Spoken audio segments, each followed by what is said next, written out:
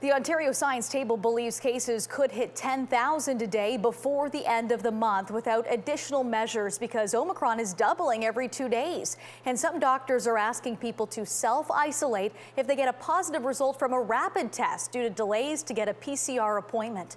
Manesa Dhanabalan has the details.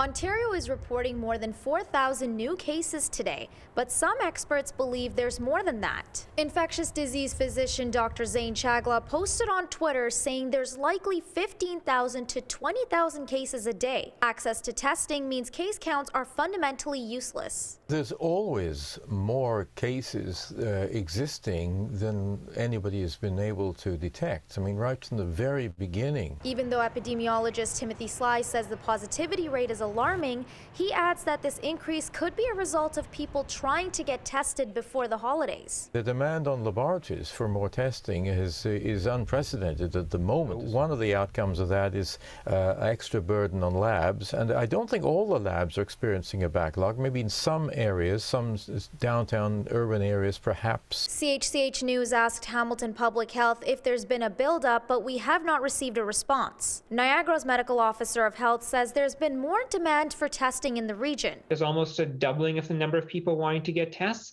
and I think that's related to there being more cases going around. And unfortunately, I think that is resulting in people having to wait a day or two sometimes to get a test. But experts say PCR testing should be used strategically. Completely random testing of completely healthy people maybe isn't the best use of our laboratory resources, to be perfectly honest. If you are symptomatic, absolutely. The people who are worried about maybe a really high-risk relative and they want to just do that extra step for safety, that's where there may be a role for the rapid antigen test. And with holiday gatherings coming up, Sly says the best time to take a rapid antigen test is right before you go to an event. And if you test positive, the first thing is don't go to the gathering. Right? Second thing is start isolating yourself from other people as well, friends, family, neighbors, workmates, and so on. And then as soon as you can, get a verification, a PCR test, a molecular test.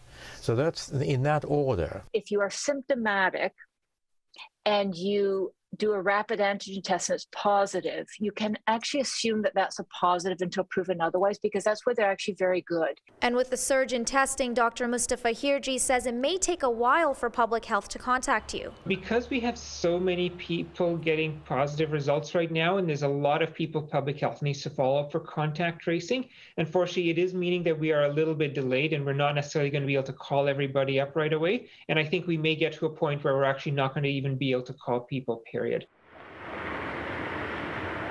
Experts are asking everyone to take positive rapid antigen test results seriously and start self-isolating right away.